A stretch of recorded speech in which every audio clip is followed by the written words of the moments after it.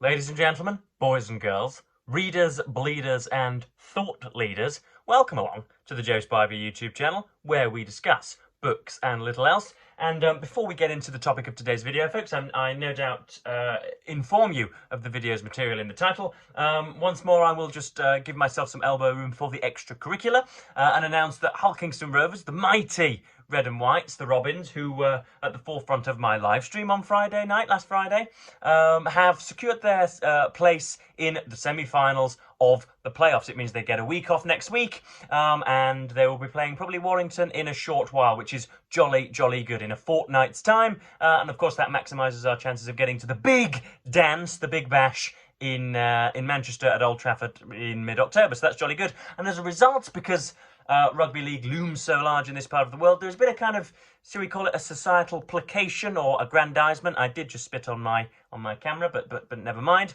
Yeah, there's been a kind of societal easing or a kind of inoculation against anger, because, you know, all of the rifts have been sorted, all of the tattooed mongrels that usually roam the streets with an evil glint in their eye are somehow nullified and, you know, a little nicer.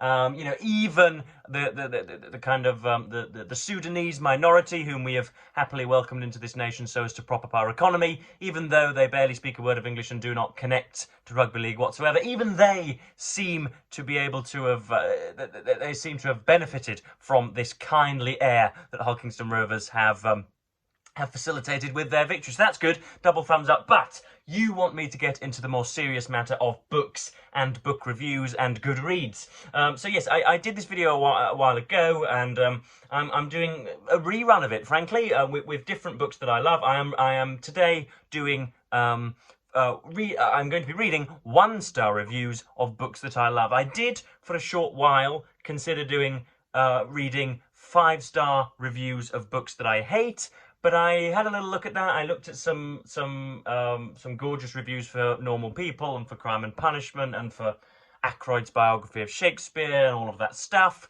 But unfortunately, it seems that kind of grandiose commendations aren't nearly as funny to read as all of these hateful comments. So I just for videographic purposes, just for entertainment purposes, we're going to be staying with 1-star reviews of books that I love. And so we may as well get straight into it. The first book that is going to be reviewed is Right Ho, Jeeves.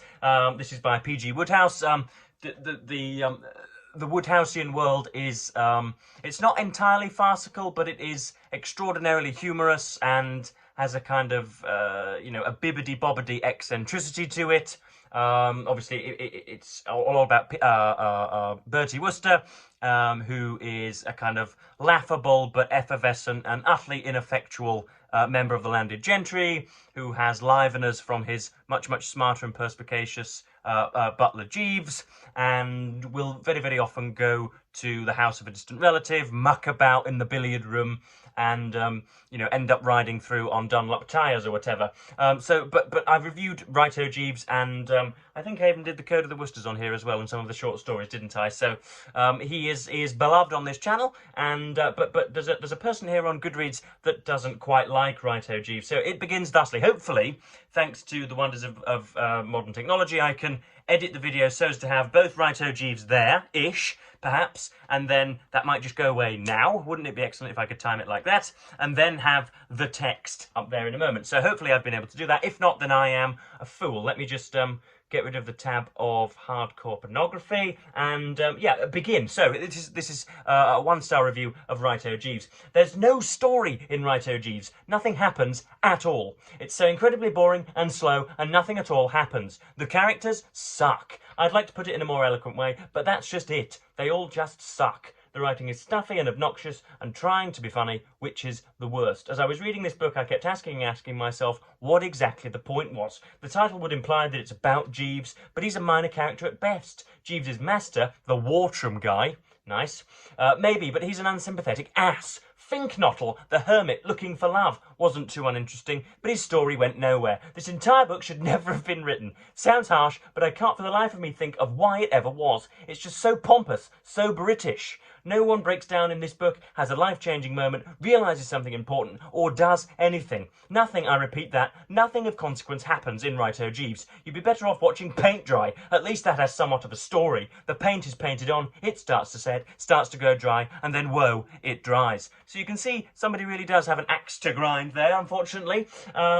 Yeah, I am somewhat sympathetic to this because the stakes aren't necessarily high, but I think it's part of Woodhouse's genius that somehow he does manage to invest you into the narrative. It is quite often Bertie Wooster's intention to sew up some kind of rift that has been placed between the landed gentry, and he's quite often making sure that, you know, one of his aunt's chefs doesn't file for a divorce or or receive the sack. So there never is something very, very important indeed. You know, you never have you know, scandals, or they're really kind of microcosmal, so that they seem to take place on tiny little islands, you know, utterly differentiated from the world. It's a kind of really, really small place. Not a lot of world building goes on from Woodhouse, but they are immensely enjoyable, and somebody for some reason just hasn't quite gotten round to it. So yeah, if you're going expecting some cosmetic saga, then you are going to be disappointed. The next book under consideration is How They Broke Britain by James O'Brien. Again, hopefully the book is on the screen for you. Now, James O'Brien doesn't do this egregiously, but he does do it to some extent. He is not so much an ideologue, but he is nonetheless a kind of furtherer of narrative history. So the most egregious examples of this are Karl Marx, for example, who has a proclivity or a persuasion, some sort of political point to prove, and therefore, because there is a rectitude to that statement, he has to shoehorn every single aspect of reality in order to fit the bill, as it were. And in James O'Brien's book, How They Broke Britain, again, I've given it, I think, 25 minutes of review on my channel. He does tend to do that a little bit. So it's about it puts forth 5 or 6 conspirators, or should we say 5 and 6, confederate individuals that have, not collectively, but individually and inadvertently, sort of ruined Britain's reputation on the world stage, and, you know, just done most to, you know, defile the constitution, or we don't really have a constitution in this country, but as you know, people that have ridden roughshod over the political spectrum or whatever. So he names Andrew Neil, and who else is in here? Dominic Cummings, Nigel Farage, Boris Johnson. I think there's even bits on Liz Truss and Rishi Sunak now. So, I mean, they're all worthy charges. He says in the introduction that it is a charge sheet, but he does seem to go a little far, if you know what I mean. And this gentleman elucidates on that topic. This is the response: pure left-wing propaganda from a narcissistic broadcaster. The latest in his trilogy of hard-left, fact-based opinions in which he seeks to forensically attack the Tories and their supporting client and right-wing media. This conceited clown is so completely deluded that he actually believes his own propaganda. His daily monologue on LBC, which, if you are on Albion's Isle, girt by sea, if you are indeed a British citizen, folks, you should tune in between the hours of 10 and 1 p.m. It is absolutely, he is a marvellous political commentator on the fly, you know, when he extemporizes on the air. His daily monologue on LBC, which has morphed into his show into one and almost exclusive left-wing broadcaster, inviting numerous opposition politicians to promote the unpublished Labour manifesto. O'Brien's obsession with Tory bashing and his equal obsession and devotion to Brexit suggest that he is seriously unhinged, as he simply cannot stop whining about how the UK are the only country in the world to impose economic sanctions on itself. O'Brien is neither an economist nor an authority in this subject, and yet he spends considerable time deriding and dismissing those who voted leave as clueless and uninformed. I needn't go on. I realise that I've copy and pasted rather too much of that review, but this is a common charge levelled at very many political books, isn't it? That they are, again, proof that the author had an axe to grind, and they are just they are making a readership into just flashcard fodder, and that it's, you know, propagandizing and speechifying rather than following realistic tact or whatever. But I very much enjoyed the book. That sadly that individual did not. This whole idea that James O'Brien is a completely crazed lunatic of the left is obvious nonsense. He happily trousers £250,000 per annum and does nothing to hide it. He just isn't absurdly right-wing, which means, by some people's reckoning, that he is, you know, a kind of bearded Marxian. But there we are. Next up, we have Romeo and Juliet, which was written by. I've actually done something very comical indeed here, and said that it was written by Edward de Vere, because I am still somewhat in the claws of the Shakespeare authorship controversy. But what can we do? It was ostensibly written by William Shakespeare. It was written by a 16th century dramatist of remarkable capability. And I've got two here, one succinct one, which really does rather get to the point. It says, Romeo is a freak. She is 13. That's all the individual left. They pockled GoodReads with that and decided just to leave. They didn't want to contribute any more. Of course, yes, it's noted in the play that she's about to be 14, which makes her 13, of course. But it also mentioned that very, very many women have been wedded before her and have been happy. Whether that is you know, patriarchal influence and control, I shall leave to you most you know, percipient readers. I'm not sure. And then the next one goes, again, a little preface. There may indeed be a slight bit of bad language. I've copy and pasted. I've read all of them, but as to whether I skipped over any cuss words, I'm not sure. But if they come at me whilst I'm reading, then I'm just simply going to read them out. So, unfortunately, folks, you may hear some purple language, but you're mature enough to hear it by this point. I can slag this book off as much as I want because good old Billy is dead. But this book is just a romanticisation of predatory relationships and is a cis-het couple being dysfunctional for 5 acts straight. And it's not even original. The epitome of this is so bad I want to give you a 0, but that is not possible, so I give you a 1. So a great deal of desperation to unpack there. First of all, we've got the implication that cis-het people and their troubles should not be examined as close as, I don't know, black couples or Samoan couples or Indian couples or couples from sub-Saharan Africa. Very, very, very, very, very strange. Very strange imposition there. Being dysfunctional for 5 acts straight. It's not even original. Yes, of course, this, you know, it's well known that Romeo and Juliet was not so much purloined, but used as inspiration.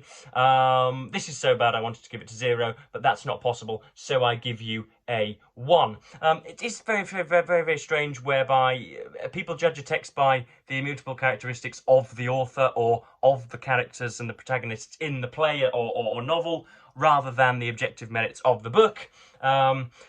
And goodness knows why that is. That's because the march through the institutions has been complete, or at least the academic institutions. And yeah, people seem preoccupied by the identity of the writer rather than the output of the writer, which is a very, very strange phenomenon indeed. I think it's because millennials, zillennials and zoomers like myself, or some of my contemporaries anyway, are terrified of the world. We have a fissiparous and atomized society, and blackness, whiteness, heterosexuality, homosexuality, the accident and geography of one's birth are very, very easy metrics by which you can interpret the world, when in fact the world is extraordinarily complex. That's my cod philosophy regarding there. Next up we have The Rachel Papers by Martin Amis. This was Martin Amis's startling debut. I think this was released in '73 by Jonathan Cape.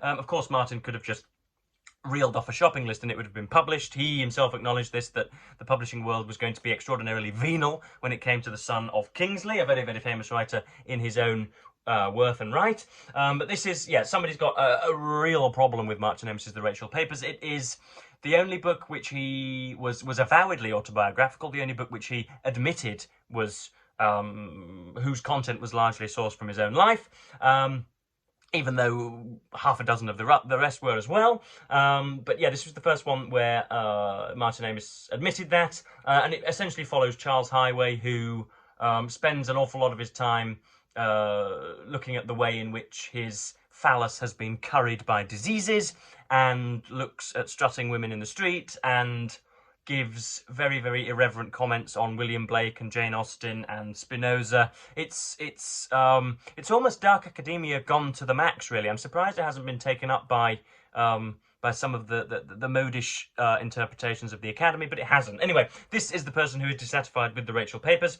If this catalogue of insensitivity, venereal infections, Machiavellian manipulations, two timings, perhaps even with the same condom, fished by way of urgent necessity out of the waste paper basket, and sordid preoccupations, is an authentic insight into the mindset of a reasonably intelligent late adolescent boy, it's way too much revelation for me. More than once during the reading of it, I had the horror-stricken thought, my God, if I ever have a kid and it's a boy, it might grow up into one of these. You notice how that sentence gallops along in a kind of equine way. There should be at least 2 or 3 more full stops in there than there is. I remember, in fact, I've noted that this was written by an actual author. Although I was amused at and could resonate with scenes like the protagonist trying to convey a certain impression of himself by selecting particular books to toss casually about the place, other passages introduced the possibility that once upon a time some potential boyfriend of mine might have prepared for that evening's meeting by carefully combing and styling his pubic hair, which for some reason I found unnerving enough to set the book aside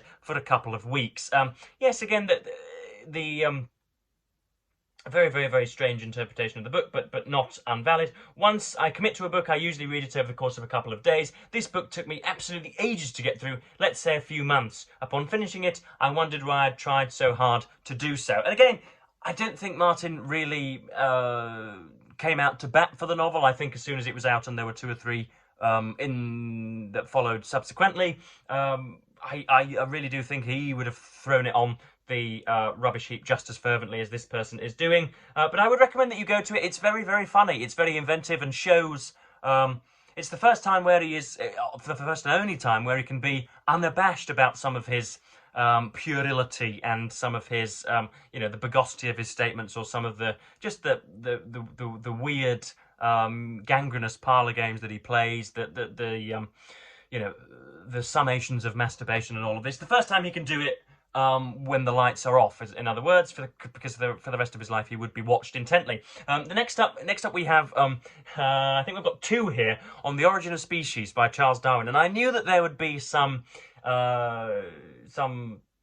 creationist anger as a result of this book, but I didn't know just quite how manifold it would be. I went on there and was amazed to find that I think approximately 2 or 3% of the reviews were given 1 star, and that is by church-going fundamentalists, presumably in the south of America, but I could be wrong. So yeah, we've got 1 or 2 here for you. If you have any brain at all, folks, if you have any brain at all, you realise this guy is a complete moron. He actually says that a bear will be as big as a whale. We should have seen some changes by now, since he saw changes in species in a much shorter time. So there, of course, we've got the very, very, very curious and wrong-headed criticism of Darwin's Origin of Species, that because there are somehow... first of all, Darwin would have been the first to admit that there were a great many flaws with his theory, and was very, very open to being wrong, unlike all of the zealots who are about to criticise him in this video. But he... One of the very, very weird criticisms of the theory of evolution is that there is no liminal species. There is nothing between the bonobo and us, which shows progression, which is just temporally narrow-minded. The idea that there would be anything in between is absurd, because we've gone from there to there, and anybody that has been unsuccessful and therefore different has by definition died out. And then point 2, this book is talking about a myth. There is no evidence that humans are evolved from animals. So why don't we see the existing animals to continue their evolution and be humans just like us? Just crap and stupid to think like that. But of course you can see a gradation between starfish and human beings. This is tracked, and Darwin even caveated a great many of his promulgations by saying that the fossil record will either prove or disprove my thesis. And it turns out that the fossil record has indeed proved his thesis. And then the final one, the third one, what a joke dish of a book. Darwin gets absolutely everything wrong that he possibly could. Evolution, more like ever poo shit.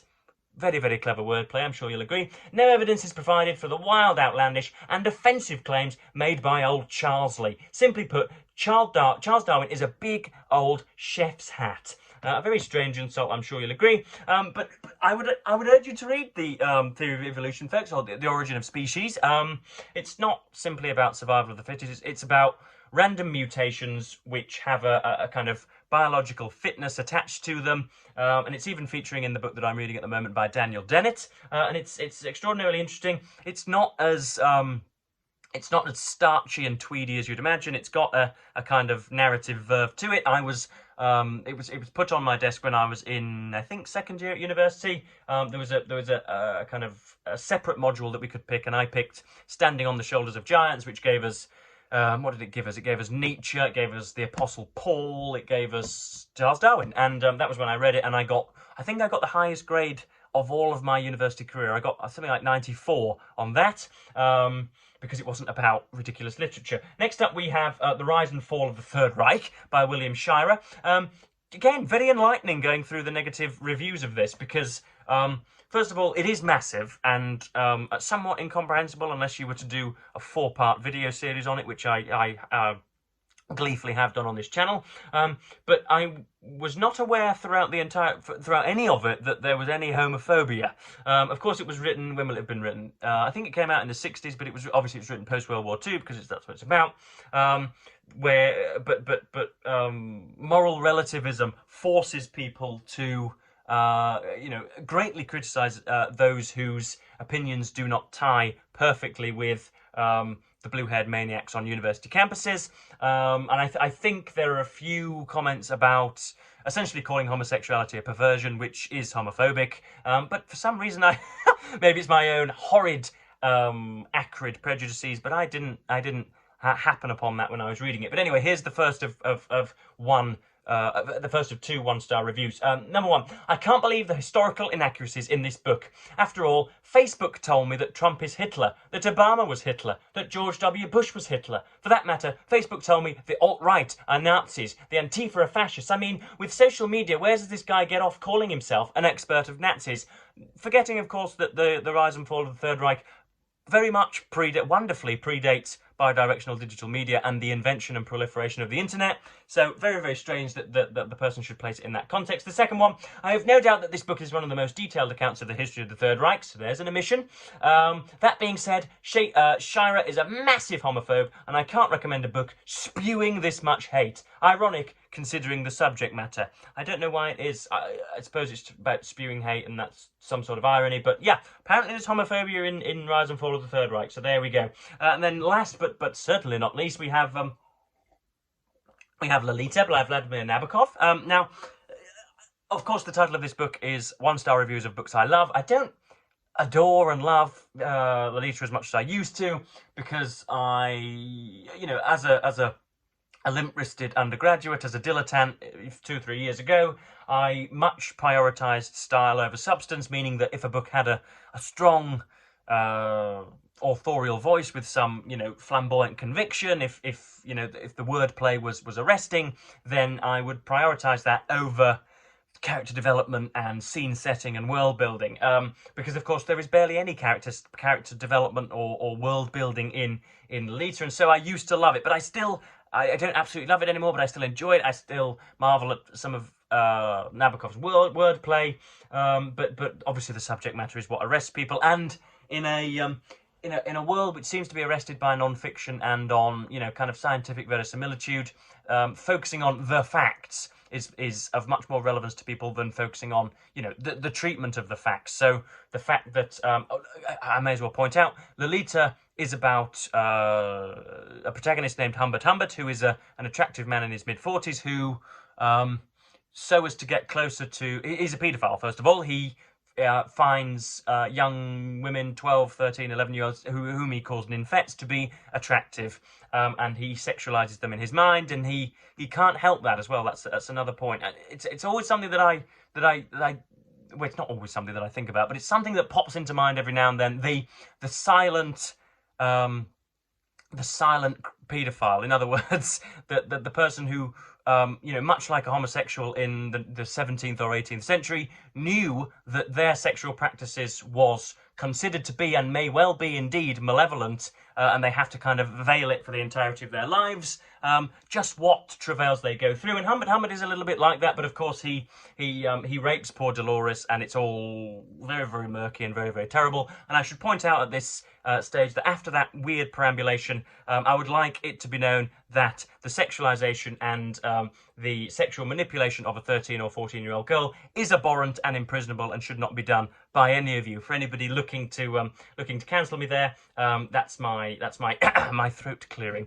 So yes, this is the this is one or two comments about Vladimir Nabokov's Lolita. I absolutely loathe this book. They're not for the reasons you might think. Ooh, a little bit of discernment there. I knew its premise: a paedophile kidnaps and repeatedly molests a child, so I wasn't shocked by the story. And I love the contrast of charming characters doing terrible things. So I was prepared to empathise with and maybe even like Humbert a little, but that proved impossible. There is not a single redeeming quality in Humbert. He is vain, hateful, cowardly, haughty, jealous, egocentric, manipulative, and Christ is he whiny. He spends a lot of time lamenting, not his actions, but the fact that it was so hard on him to lust after children and then repeatedly rape one.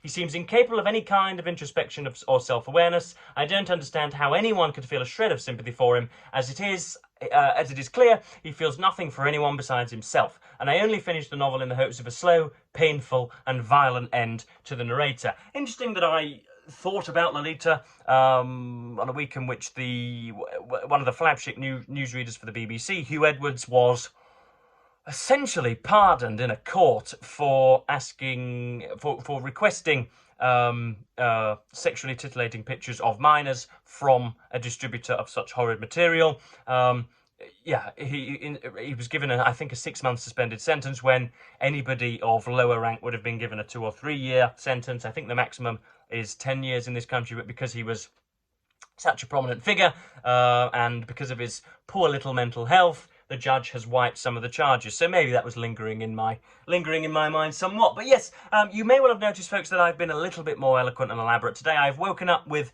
double thumbs, thankfully. For the last few days, I've been sort of maundering about, and I do realise that I've been wallowing in self-pity, and I must stop that on YouTube. So yeah, I won't be doing it anymore. But I'll be back maybe tomorrow, maybe Monday, with a review for you guys on Daniel Dennett's Breaking the Spell. Any of you who have read that can consult your notes and convene with Joseph Severin Spivey on probably Monday or Tuesday. But yes, I did hope you enjoyed that, folks. Do any of you guys do this? It feels like you're sort of shouldering your way into a pub conversation where people can splurge their doggerel onto the internet. But such is life. So yes, I am, of course, as ever, having spoken for 30 minutes, going to thank you ever so much for watching BookTube and say goodbye.